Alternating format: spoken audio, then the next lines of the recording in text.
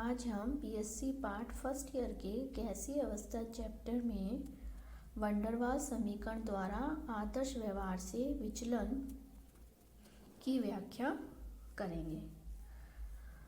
Wonder वाल समीकरण वास्तविक गैसों के व्यवहार का पूर्ण रूप से प्रदर्शित नहीं करती, लेकिन यह आदर्श गैस समीकरण में सुधार प्रेजेंट करती है।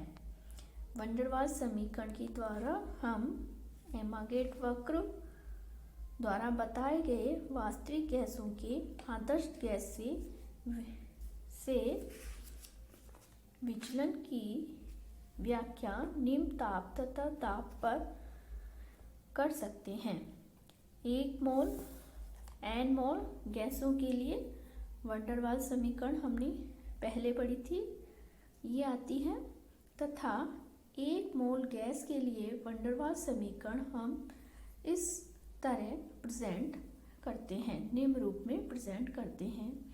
यदि हम इस वंडर वाल समीकरण को खोलें तो इसका सरल रूप PV = RT + PB - A/V + AB/V² प्राप्त होता है। AB तथा यदि इसको हम बहुत छोटी भिन्न मानकर, नगण्य मानकर निम्न प्रकार की समीकरण प्राप्त कर सकते हैं। PV = RT + PB - A/V। उपयुक्त समीकरण द्वारा वास्तविक गैस के आचरण में आदर्श गैस के आचरण से विचलन पाया जाता है। इसको निम्न प्रकार समझाया जा सकता है। पहला, जब दाब बहुत निम्न हो जबकि प्रेशर बहुत ही कम हो, तब निम्न दाबों पर गैसों का आयतन V बहुत कम पाया जाता है। अतः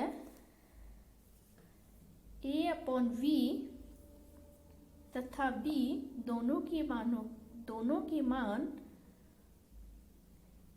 A तथा V तथा B दोनों के मानों को हम P तथा V की तुलना में बहुत कम मान सकते हैं। इस प्रकार निम्न समीकरण को हम PV = RT के रूप में व्यक्त कर सकते हैं। यह समीकरण 1 मोल गैस के लिए आदर्श गैस समीकरण है। अतः बहुत निम्न दाबों पर गैस आदर्श गैस से समीकरण का काफ़ी हद तक पालन करती है। सेकंड स्थिति हमारी, जब दाब निम्न हो, एट लो प्रेशर। इस स्थिति में गैस का आयतन बहुत अधिक होने के कारण वर्जित आयतन, जिसे हम स्मॉल b कहते हैं, इसको हम नेग्लेक्ट मान सकते हैं। अतः निम्न समीकरण में PV तथा A/V² की तुलना में नगण्य मानते हैं। अतः आणविक आकर्षण की अपेक्षा नहीं कर सकते। अतः समीकरण को निम्न रूप में बदली जा सकती है। A + AV² V = RT। यदि इसे हम खोलते हैं तो PV = RT - AV हमें प्राप्त होता है। इस प्रकार PV तथा RT से PV का मान RT से कम होता है। जैसे जैसे दाब बढ़ता है, आयतन का मान घटता है तथा A/V रेशो का मान बढ़ता है। परिणाम स्वरूप P तथा V के गुणनफल का मान कम हो जाता है तथा वक्र में प्राप्त अवनयन, जो हमने एमागेट वक्र में डीपनेस प्राप्त की थी, वो की व्याख्या कर सकते हैं। जब दाब और बढ़ाया जाता है तो गैस का आयतन घटता है। इस अवस्था में B का मान, स्मॉल b का मान अपेक्षा नहीं की जा सकती, अतः पीवी के मान बढ़ने लगते हैं। इस प्रकार वर्क में मिनिमम वैल्यू प्राप्त होती है। इसके लिए हम एमागेट वक्र देखेंगे। सेकंड स्थिति है जब दाब का मान उच्च हो एट हायर प्रेशर। उच्च दाब पर गैस का आयतन बहुत कम होने के कारण A/V² का मान दाब की तुलना में कम रह जाता है, जिसकी कारण इसकी अपेक्षा की जा सकती है। अतः निम्न समीकरण को हम इस तरह लिख सकते हैं, PV = RT + PV। इस प्रकार PV का मान RT की अपेक्षा अधिक हो जाता है। जैसे जैसे दाब और बढ़ाया जाता है, P तथा V का गुणनफल का मान बढ़ता है। फलस्वरूप P व PV के मान भी बढ़ता है। उपयुक्त व्याख्या से स्पष्ट हो जाता है कि दाब तथा आयतन संशोधन विपरीत दिशा में प्रभावशाली होते हैं। फोर्थ स्थिति है हमारी निम्न टेम्परेचर पर एट लो टेम्परेचर। यदि टेम्परेचर कम हो तब निम्न समीकरण में हम खोलते हैं तो इस तरह का रूप प्राप्त होता है समीकरण का। इसमें AB/V² का मान बहुत कम होने के कारण हम इसे नेग्लेक्ट कर सकते हैं। अतः समीकरण का रूप इस तरह से होगा, PV - PV + A/V = RT, जिसे हम कुछ इस तरह लिख सकते हैं।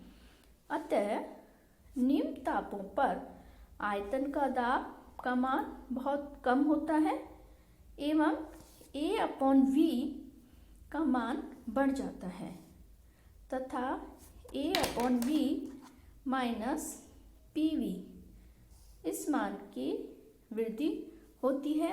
फलस्वरूप P एवं V का गुणनफल का मान घट जाता है और गैस आदर्श व्यवहार से विचलित हो जाती है। नेक्स्ट हम पढ़ेंगे उच्च तापों पर। उच्च तापों पर V के मान में इतना अधिक हो जाता है कि A/V² तथा B दोनों ही उपक्षणीय हो जाते हैं तथा आदर्श गैस व्यवहार प्रदर्शित करने लगती है। अतः उच्च तापों पर गैस आदर्श गैस से विचलन कम पाया जाता है। नेक्स्ट है हाइड्रोजन तथा हीलियम का अपवादित व्यवहार। हाइड्रोजन तथा हीलियम का PV का मान प्रत्येक ताप पर, हमने एमागेट में वर्क में देखा था, हाइड्रोजन तथा हीलियम गैस के का मान लगातार बढ़ता ही है। हाइड्रोजन और हीलियम के PV का मान प्रत्येक ताप पर आदर्श गैस के PV के मानों से अधिक होते हैं।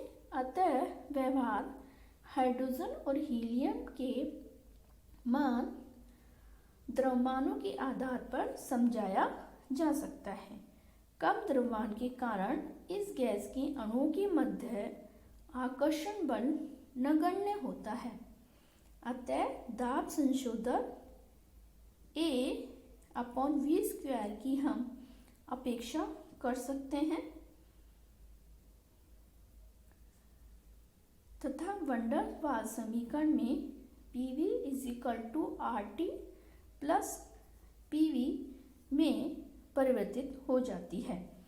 अर्थात PV के मान आदर्श गैस के PV के मान से अधिक पाया जाता है, जो दाब बढ़ने पर बढ़ता है। इस तरह हम वंडर वाल समीकरण द्वारा आदर्श गैस से विचलन की व्याख्या कर सकते हैं। नमस्कार।